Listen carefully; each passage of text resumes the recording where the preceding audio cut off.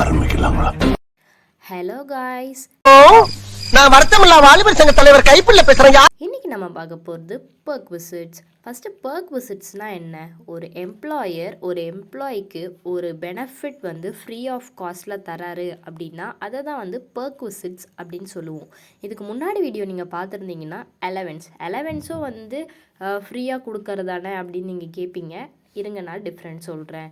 அலவன்ஸ்னால் வந்து இதே ஆஃபர் தான், ஆனால் மணி, அதாவது சேலரிக்கு கூட இன்னும் கொஞ்சம் காசு சேர்த்து தருவாங்க அலவன்ஸுன்ட்டு.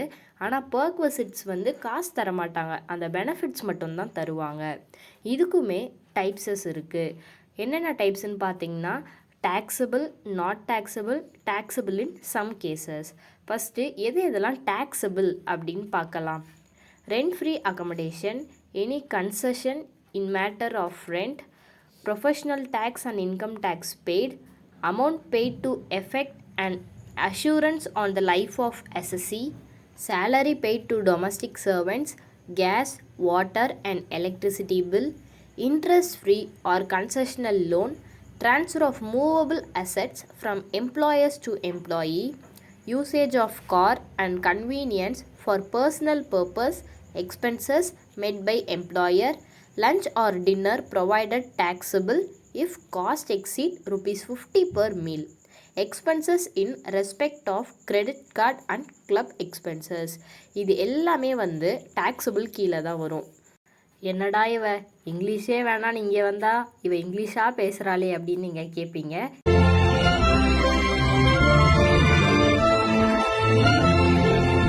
இது எல்லாமே நான் வந்து ஒவ்வொரு டாபிக் எடுக்கும் போதும் டீட்டெயிலாக எக்ஸ்பிளைன் பண்ணி சொல்கிறேன். இப்போ இதெல்லாம் நாட் டேக்ஸபிள் அப்படின்னு பார்க்கலாம்.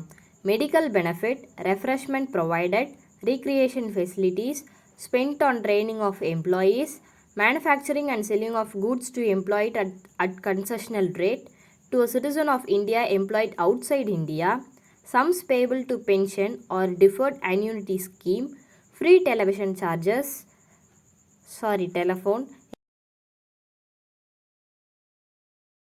educational facility, interest free or concessional loan not exceeding rupees 20,000, computer provided for office purpose, transfer of movable assets to employees after using for 10 years, convenient facility to judge of High Court and Supreme Court. Next one வந்து rent free accommodation. Rent free accommodation அப்படின்னா என்னென்னு பார்த்தீங்கன்னா, ஒரு எம்ப்ளாயிக்கு வந்து அவரோட வீட்டை free of காஸ்ட்டில் stay பண்ணிக்கோங்க அப்படின்ட்டு ரெண்ட்டு வாங்காமல் ஃப்ரீ ஆஃப் காஸ்ட்டில் கொடுக்குறாரு அப்படின்னா அதுதான் வந்து ரெண்ட் ஃப்ரீ அக்கமடேஷன் அப்படின்ட்டு சொல்லுவாங்க. அக்கமடேஷன்னா என்னென்னு பார்த்தீங்கன்னா house, flat, farm house, hotel, motel, service apartment, caravan, mobile home, ship எக்ஸட்ரான்ட்டு சொல்லிகிட்டே போகலாம். அடுத்து வந்து என்னென்ன perquisites taxable in hands of employees அப்படின்னு பார்க்கலாம். Value of rent free accommodation. அதை இப்போ நம்ம பார்த்தோம்ல, ரெண்ட் ஃப்ரீ அக்கமடேஷன், அதுக்கு கீழே 2 கேட்டகிரி வருது. Central government and state government எம்ப்ளாயீஸ்க்கும் அதர் எம்ப்ளாயீஸ்க்கும் 2 விதமாக பிரிப்பாங்க. இல்லை என்னென்ன எக்ஸம்ஷன் அப்படின்னு பார்த்தீங்கன்னா, ஹை கோர்ட்டில் இருக்கவங்க, சுப்ரீம் கோர்ட்டில் இருக்கவங்க, பார்லிமெண்ட்டில் இருக்கவங்க, மினிஸ்டர், எம்ப்ளாயர், இவங்க எல்லாருக்குமே வந்து இது எக்ஸம்ஷன். அடுத்து வந்து இதுக்கு ஒரு சின்ன டேபிள் இருக்குது. இதை நீங்கள் மனப்பாடம் பண்ணாலே ஈஸியாக இந்த சம்ஸை போட்டு முடிச்சிடலாம். மறுபடியும் முதல்ல அந்த டேபிள் தான் rent free accommodation. Rent free accommodation sum போடணும் அப்படின்னு பார்த்தீங்கன்னா, இதை நீங்கள் மனப்பாடம் கூட பண்ண வேணாம், சும்மா ஒரு கிளான்ஸ் பார்த்தாலே போதும், ஈஸியாக போட்டுடலாம். இங்கே வந்து நான் ஏற்கனவே சொன்ன மாதிரி சென்ட்ரல் கவர்மெண்ட் எம்ப்ளாயீஸ்க்கும் அதர் எம்ப்ளாயீஸ்க்கும் 2ஆக பிரிப்பாங்க. இவங்களுக்கு வந்து கவர்மெண்ட்டோட ரூல்ஸ் படி ரெண்ட் ஃப்ரீ அக்காமடேஷன் போயிடும். அதனால் அவங்களுக்கு நிறைய ஸ்டெப்ஸ் இல்லை. நம்ம அதர் எம்ப்ளாயீஸ் இருக்காங்க பார்த்தீங்களா, அவங்களுக்கு தான் கொஞ்சம் நீங்கள் ஞாபகம் வச்சுக்கணும். அதர் எம்ப்ளாயீஸ் கீழே அக்கமடேஷன் ஓன்டு பை எம்ப்ளாயர் அப்படின்னா என்னென்னா, இப்போ அந்த ஃப்ளாட் வந்து கொடுக்குறாருல, அந்த ஃப்ளாட் வந்து அவர் பேர்லேயே அவர் ஓன் பண்ணியிருந்தார் அப்படின்னு பார்த்தீங்கன்னா, அது வந்து எந்த சிட்டியை பேஸ் பண்ணி ஒவ்வொரு பர்சன்டேஜ் போட வேண்டியது இருக்கும். இப்போ வந்து 10 lakhs வரைக்கும் அப்படின்னா வந்து ஒரு 7.5% வந்து சேலரியிலேருந்து எடுத்தால் போதும். இதே 10 lakhs மேலே 10 lakhsலேருந்து 25 lakhs வரைக்கும் இருந்ததுன்னா 10% ஆஃப் சேலரி நீங்கள் எடுக்க வேண்டியது இருக்கும். அடுத்து வந்து 25 lakhsக்கும் மேலே அப்படின்னா வந்து 15% ஆஃப் சேலரி எடுக்க வேண்டியது இருக்கும். அதுக்கு அடுத்தது வந்து அக்கமடேஷன் இஸ் டேக்கன் ஆன். இப்போ வந்து எம்ப்ளாயரோடது இல்லை லீஸ்க்கு எடுத்திருக்காங்க அப்படின்னா 15% ஆஃப் சேலரியில் வந்து நீங்கள் எடுக்க வேண்டியது இருக்கும். ஃபர்னிச்சர்னால் எதை சொல்கிறீங்க அப்படின்னு கேட்பீங்க. இந்த ரேடியோ, ஃப்ரிட்ஜு, ஏர் கூலர், இது எல்லாமே வந்து நம்ம ஃபர்னிச்சர் பேஸில் வேறு என்னென்ன ஹவுஸ் ஹோல்டு ஐட்டம்ஸ்லாம் இருக்கோ அதெல்லாம் நம்ம ஃபர்னிச்சரில் போட்டுக்கலாம். இதில் நான் முன்னாடி சொன்னேன் ஞாபகம் இருக்கா, இந்த பேசிக் சேலரி வந்து ஒவ்வொன்றுத்துக்குமே மாறிட்டே இருக்கும் அப்படின்னு சொன்னேன். இப்போ ரெண்ட் ஃப்ரீ அக்கமடேஷனுக்கும் அதே மாதிரி தான் மாறுது. என்ன அப்படின்னு பார்த்தீங்கன்னா basic pay plus dear allowance forming part plus commission plus bonus plus all taxable allowances plus fee அப்படின்ட்டு நிறைய இதுலேயே இருக்குது. இதை மட்டும் கொஞ்சம் மறக்காமல் பார்த்துக்கோங்க. வாங்க நம்ம ஃபார்மேட் 1 போகலாம். இது என்ன பிரமாதம், இதை விட பெசலைட் ஒன்று இருக்கு கூவிடா. Mr. Rahul is working in a private company at Chennai. From the following information, you are asked to compute the value of rent-free unfurnished house. This house is owned and provided to Mr. Rahul by the company. Basic salary 3 lakhs, dear allowance 1 lakh, fee 50,000, entertainment allowance 10,000. இப்போ கேட்டிருக்கிறது வந்து நார்மலாக கேட்டிருக்காங்க, simple some தான். அதனால் வந்து first வந்து நம்ம என்ன கேல்குலேட் பண்ணோம், சேலரி கேல்குலேட் பண்ணோம்ல. பேசிக் பே வந்து 3 lakhs, டியர் அலவன்ஸ் வார்மிங் அப்பார்ட்டுன்னு கொடுக்காததுனால அதை எடுக்கக்கூடாது. அடுத்து ஃபீ வந்து 50,000, என்டர்டெயின்மெண்ட் அலவன்ஸ் 10,000. இதை நீங்கள் ஆட் பண்ணிங்கன்னா 3,60,000. அடுத்து வந்து அந்த ஏரியாவோட அது பேர் என்னது, பாப்புலேஷன் பேஸ் பண்ணி சொல்லணும் அப்படின்னு சொன்னால, இங்கே வந்து சென்னையில் இருக்கிறதுனால கண்டிப்பாக 25 lakhsக்கு மேலே தானே இருக்கும். அதனால் வந்து 15% எடுக்கணும். 3,60,000 × 15 டிவைடட் பை 100 போட்டிங்கன்னா உங்களுக்கு ஆன்சர் வந்துடும். அடுத்து இன்னும் ஒரு குட்டி சின்ன ஃபார்மேட் சொல்கிறேன்.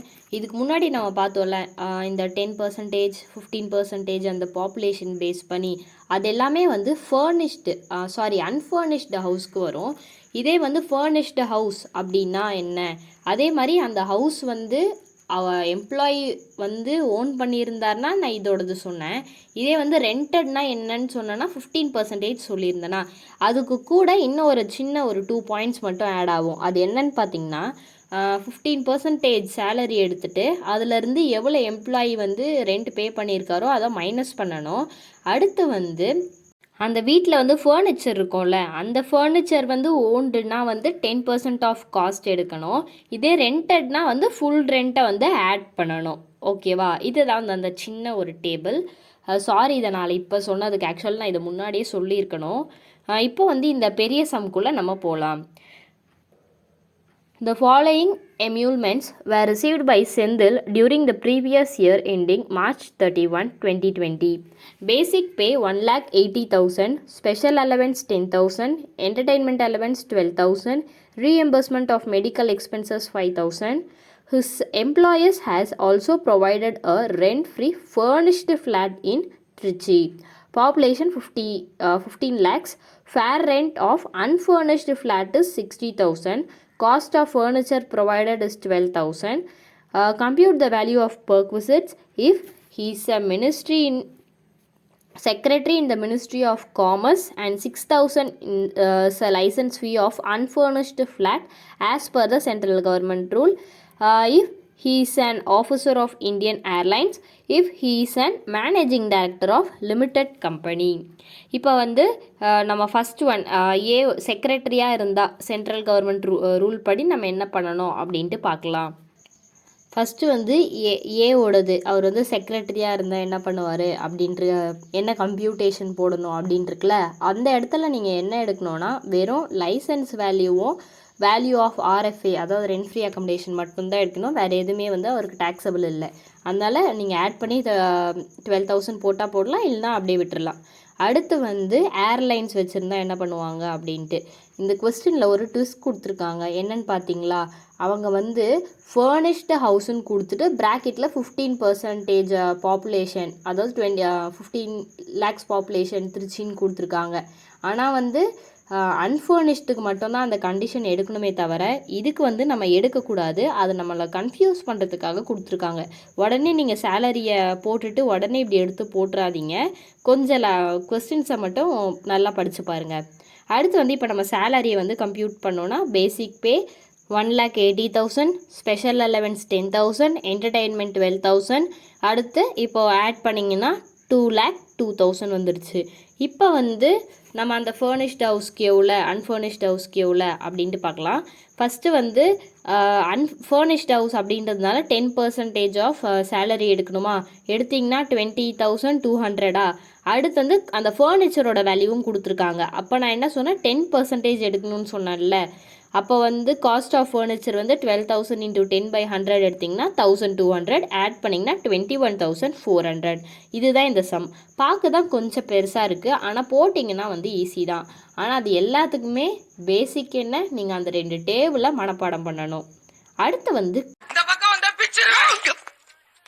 என்னப்பா இப்படி மேல வந்து விழுகிறேன், வேணும் நாங்க வந்து மோதனா தெரியாம மோதிட்டாங்க போங்க.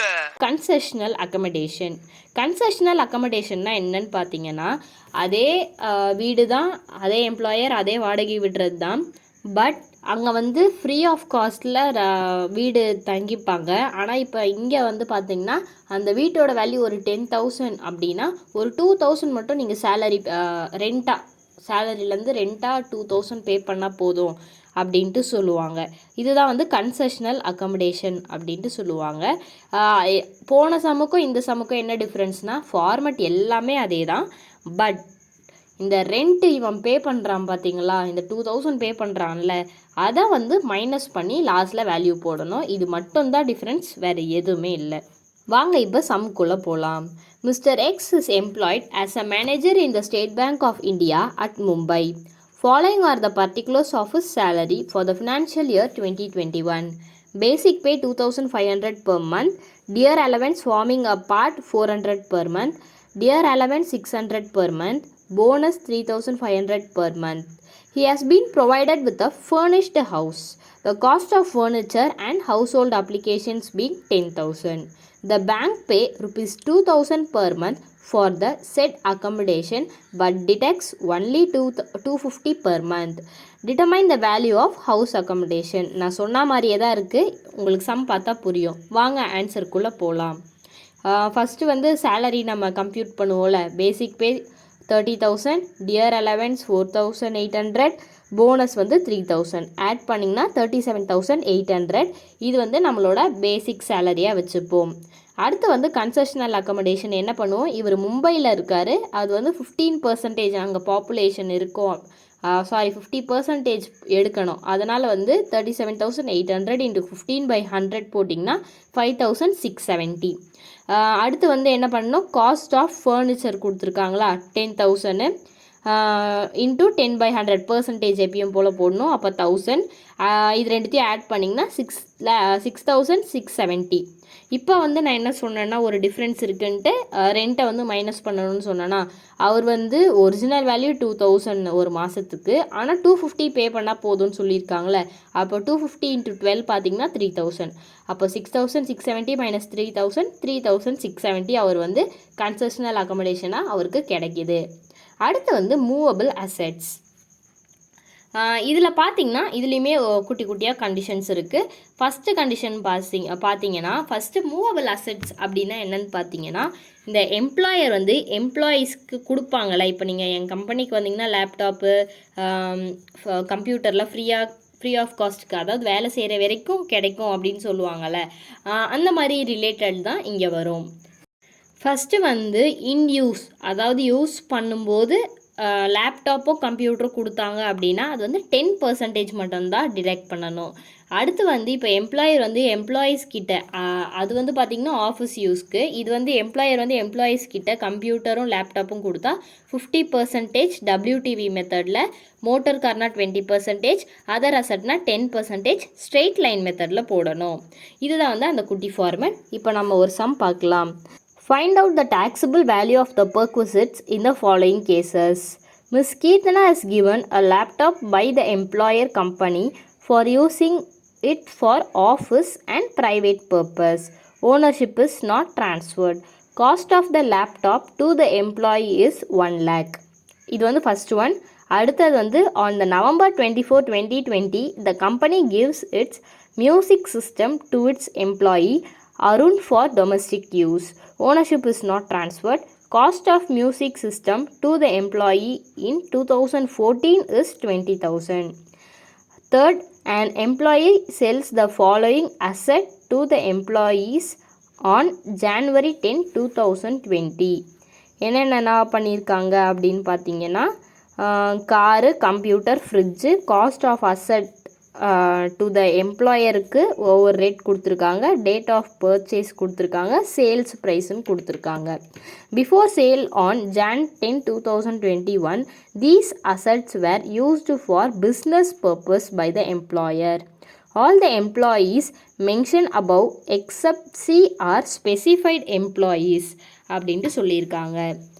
ஃபஸ்ட்டு ஒன் வந்து கீர்த்தனாக்கு வந்து ஆஃபீஸ் யூஸ்க்கு கொடுத்துருக்கிறதுனா, office use as well as private ரெண்டுமே கம்பைண்டாக இருக்கிறதுனால அது நாட் டேக்ஸபிளில் போயிடும். அடுத்து வந்து November 24, 2020 மியூசிக் சிஸ்டம் எம்ப்ளாய்க்கு கொடுத்துருக்காங்களா, அப்போ என்ன பண்ணோன்னா நவம்பரில் இருந்து 24 அந்த எண்டு வரைக்கும் பார்த்தீங்கன்னா 6 days டேஸ் கேல்குலேஷன். அடுத்து டிசம்பரில் 31, ஜான்வரியில் 31, ஃபெப்ரில் 28, மார்ச்சில் 31 ஆட் பண்ணிங்கன்னா 127 days வருதா. மியூசிக் சிஸ்டமோட வேல்யூ எவ்வளோ 20,000 இன்ட்டு 10% நம்ம அதர் அசட்ஸ்னால் into 127 days divided by 365 equal to போட்டிங்கன்னா 696. நெக்ஸ்ட் ஒன் வந்து அந்த 3 அசெட் இருக்குல்ல, அது 3த்துக்குமே ஒவ்வொன்றுத்துக்கும் போடலாம். First car cost of asset வந்து 5 lakhs. இங்கே வந்து கார் அப்படின்றதுனால நம்ம 20% ரிட்டன் டவுன் வேல்யூ மெத்தடில் எடுக்கணுமா, அப்போ 5 lakh இன்ட்டு 20% வந்து 1 lakh. 5 lakhல 1 lakh போயிடுச்சுன்னா 4 lakh. மறுபடியும் அந்த 4 lakhல 20,000 எடுத்திங்கன்னா 8 lakhs வரும். 4 lakhையும் 80,000ஐயும் மைனஸ் பண்ணால் 3,20,000. 3,20,000ல் இன்னொரு 20,000 எடுத்திங்கன்னா 1,50,000. பேலன்ஸ் பார்த்திங்கன்னா 1,70,000. ஏன் நம்ம 3 வாட்டி மட்டும் போட்டிருக்கோம் அப்படின்ட்டு நீங்கள் கேட்கலாம். இது வந்து டேஸ் கேல்குலேஷன். ஃபஸ்ட்டு ஒன்று வந்து மேல வாங்கியிருக்காங்களா, மே 8, 2018 2019 வரைக்கும், 2019 20, 20 21. அதே மாதிரி கம்ப்யூட்டருக்கும் போடணும், அதே மாதிரி ஃப்ரிட்ஜுக்கும் போடணும். கம்ப்யூட்டருக்கு வந்து 1 lakh. கம்ப்யூட்டர்னால் வந்து 50%, 1 lakh இன்ட்டு 50/100 வந்து 50 வரும். பேலன்ஸ் அந்த 50ல் பாதி போட்டிங்கன்னா 23 வரும். அடுத்து வந்து ரெண்டுத்தையும் மைனஸ் பண்ணிங்கன்னா 27,000 வருது. அடுத்து வந்து ஃப்ரிட்ஜுனா வந்து 10%, 30,000 இன்ட்டு 10. அதே மாதிரி ஒவ்வொரு வாட்டியும் நாங்கள் ஷார்ட்டாக போட்டு வச்சுருக்கேன். ஆக்சுவலி நீங்கள் ஒவ்வொரு வாட்டியும் போட்டிங்கன்னா வந்து லாஸ்ட்டில் 3,000 வரும். Sorry for that inconvenience. நான் ஜெயிலுக்கு போகிறேன் எல்லாரும் பார்த்துக்க, நானும் பெரிய ராவடி தான். பெர்குசிட்ஸ் இப்போ உங்களுக்கு புரிஞ்சிருக்கோன்னு நினைக்கிறேன்.